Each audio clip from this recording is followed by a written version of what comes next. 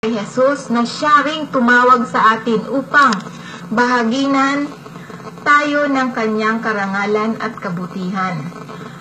Sa parang ito, binigyan niya tayo ng mga dakila at napakahalagang pangako upang makaiwas tayo sa makasisirang pagnanasa ng sanlibutan ito. At upang makabahagi tayo sa kanyang likas bilang Diyos. Si Kristo ang ating karunungan dahil sa pakikipag-isa natin sa Kanya. So, basahin natin sa 1 Corinthians chapter 1 verse 5. Dahil sa iyong pakikipag-isa kay Kristo, kayo ay naging masagana sa lahat ng bagay, maging sa pananalita at kaalaman. Ang katotohanan tungkol kay Kristo ay nagpatibay sa inyo, kaya't hindi kayo nagkukulang sa anumang pagpapala habang hinihintay ninyong bumalik sa ating Panginoong, ang pagbabalik ng ating Panginoong Kristo. Kaya kung nakipag-isa kayo kay Kristo, isang tao, ang isang tao, isa na siyang bagong nilalang. Wala na ang dati niyang pagkatao, sa halip ito ay napalitan na. So bakit napalitan na? Who knows the mind of the Lord, and who is able to give him advice, but we have the mind of Christ. Kaya napalitan na kasi ang pag-iisip ni Kristo nasa atin na. Dahil nung tinanggap natin si Kristo na wala na yung kasalanan natin, si Kristo ang nag-ako ng ating mga kasalanan para maging kaisa tayo, para yung pag-iisip ni Kristo at lahat ng sumasampalataya kay Kristo ay iisa na. Sapagkat nung binigyan tayo ng karapatan na maging anak, so basahin natin sa John chapter 1 verse 12, subalit ang lahat ng tumanggap at sumasampalataya sa Kanya ay binigyan niya ng karapatang maging anak ng Diyos. So makatuwid, di ba? Anak ng Diyos. So pag tinanggap natin si Kristo, isa na tayong anak ng Diyos. Di ba ang anak ng Diyos? Pag anak tayo ng Diyos, malaya na tayo makahingi sa ating Ama. Di ba ang ating mga anak, pag nangangailangan ng tulong yung ating anak, pag lumapit sa atin, hindi naman natin kayang tiisin. So, ganun din yung ating Amang nasa langit. Kasi tayo ay kumpleto na dahil sa pagkikipag-isa natin kay Kristo. So, basahin natin sa Colossians chapter 2 verse 10. And you are complete in Him, who is the head of all principalities and power. Kaya kayo'y ganap na sa pamamagitan ng inyong pakikipag-isa sa Kanya, na siya ring nakakasakop sa lahat ng kapangyarihan ng pamamahala. So, sa pamamagitan ng lahat ng kapangyarihan at pamamahala. So, nakikipag-isa na tayo kay Kristo. So, ngayon, lahat ng pagpapala ibinigay na rin sa atin. So, basahin natin sa Matthew chapter 6 verse 33. Pagsikapan natin.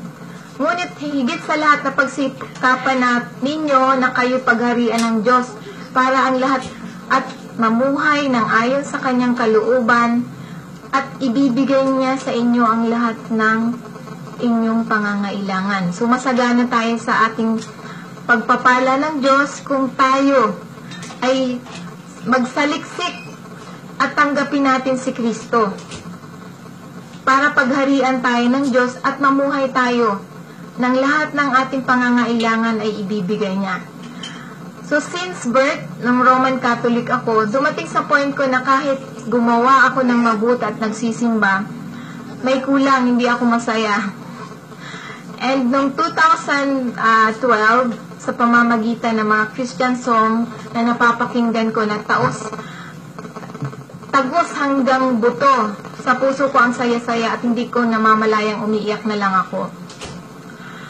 So, yun ang pagpili sa akin ni God na maging anak. Nung may nag-invite sa akin na mag-Bible study, nag-attend ako at pinagbigyan ko at tinanggap ko si Jesus Christ na Lord and Savior. At dito rin ang mga trials ni Satanas sa aming buhay. So, nawalan ako ng trabaho, nalubog sa utang, credit cards. Ang bahay namin may final notice na pag hindi kami nakabayad, foreclosure na. Dahil wala akong pambayad, sabi ni Satanas na magtago at lumayo na lang ako. dahil araw-araw may naniningil hanggang sa pagtatago ko, naabutan ako ng maniningil at kinausap ko na lamang. Sa awa ng Diyos, wala pang 1 taon, mapulipid na yan. Na makaalis na ang maniningil, pinagtatawanan ako. Nababaliw na raw ako dahil paano raw mangyari, wala nga akong trabaho, walang makain at may sakit. Sa kabila ng mga trials na ito, nagpatuloy ako ng pag-attend ng Bible study. Naka 1 year din akong nag-discipleship training sa Laguna. Every Sunday service, lagi rin akong present. Kahit ngayong mahal lang, walang pamasahe, naglalakad kami ng mga bata para lang makarating sa church. So nagpatuloy ako kahit na ano pa ang sabihin sa akin. Minsan, accuse ni Satan, ano o yung napapala mo sa pagsimba mo, sa Diyos mo. Glory to God, lahat ng mga trials na overcome ko dahil sa pakikipag-isa ko kay Lord Jesus Christ. At ang faith ko na settle by grace of God.